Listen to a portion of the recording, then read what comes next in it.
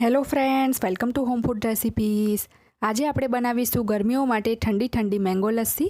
આ મેંગો લસ્સી નાના મોટા દરેકની ફેવરેટ હોય છે અને એને બનાવવી એકદમ સરળ છે। ફક્ત 2 જ મિનિટમાં આ મેંગો લસ્સી બનીને તૈયાર થઈ જાય છે અને ગરમીઓમાં આપણા શરીરને એક ખૂબ જ રિફ્રેશિંગ ફિલિંગ પણ આપે છે। આજે આપણે ખાંડનો યુઝ કર્યા વગર સુગર ફ્રી મેંગો લસ્સી બનાવશું, જે ઘણી હેલ્ધી પણ છે અને ટેસ્ટી પણ છે। બિલકુલ બજારમાં મળે છે એ જ રીતની ગાઢી અને ક્રીમી આ લસ્સી બનશે। તો ચલો એને બનાવવાનું શરૂ કરીએ। તો સૌથી પહેલાં એક મિક્સર જારમાં આપણે 1 કપ ઠંડુ દહીં ઉમેરી દઈશું। ગ્રામમાં જોશો તો આ 200 ગ્રામ મીડિયમ ખાટું દહીં છે અને અહીંયા મેં 200 ml વાળા 1 કપથી માપીને દહીં લીધું છે। હવે એની અંદર આપણે એક મીડિયમ સાઇઝની પાકી કેરી ઉમેરીશું, જેને મેં છોલીને ઝીણી સમારી લીધી છે અને ગ્રામમાં જોશો તો ટોટલ 150 ગ્રામ કેસર કેરીના ટુકડા છે। હવે એની અંદર આપણે હાફ ટેબલ સ્પૂન એટલે કે અડધી મોટી ચમચી સુગર ફ્રી પાવડર ઉમેરીશું। જો ઓછું લાગે તો તમે બીજું પણ એડ કરી શકો છો, પણ આટલામાં જ મીઠાશ આવી જશે।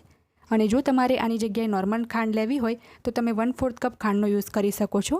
કેરી કેટલી મીઠી છે એના ઉપર તમારે એ ડિપેન્ડ કરે છે।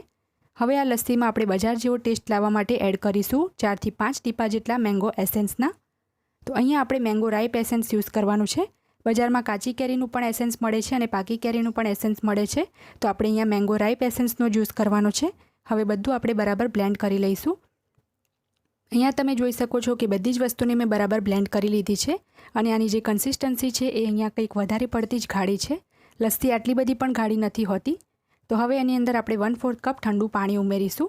જો તમારે પાણીની જગ્યાએ 4-5 બરફના ટુકડા ઉમેરવા હોય તો પણ તમે ઉમેરી શકો છો, તો તમારે પાણી ઉમેરવાની પણ જરૂર નહીં પડે। તો ફરીથી એને બ્લેન્ડ કરી લઈએ।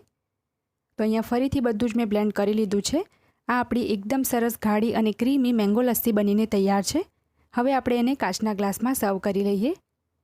આ લસ્સીને તમે ઉપવાસમાં પણ બનાવીને પી શકો છો, એ ખૂબ જ ટેસ્ટી લાગશે। હવે આપણે એને ઉપરથી ઝીણા સમારેલા બદામ અને પિસ્તાથી ગાર્નિશ કરી લઈશું। તમે ચાહો તો એને ઝીણા સમારેલા કેરીના ટુકડાથી પણ ગાર્નિશ કરી શકો છો। તો જો તમને મારી આજની આ રેસીપી પસંદ આવી હોય તો મારા વિડીયોને લાઇક કરી, શેર કરી, ચેનલને સબસ્ક્રાઇબ જરૂરથી કરજો। પાસે આવેલા બેલ આઇકનને પણ દબાવજો, જેથી તમને મારા આવનારા તમામ નવા વિડીયોની જાણકારી સૌથી પહેલાં મળે। અને જો તમારે મારી આ જ રેસીપી હિન્દીમાં જોવી હોય તો મારી હિન્દી ચેનલ ઉપર જઈને જોઈ શકો છો, જેની લિંક મેં વિડીયોની નીચે ડિસ્ક્રિપ્શન બોક્સમાં આપી છે। તો મળીએ નેક્સ્ટ વિડીયોમાં, ત્યાં સુધી આવજો।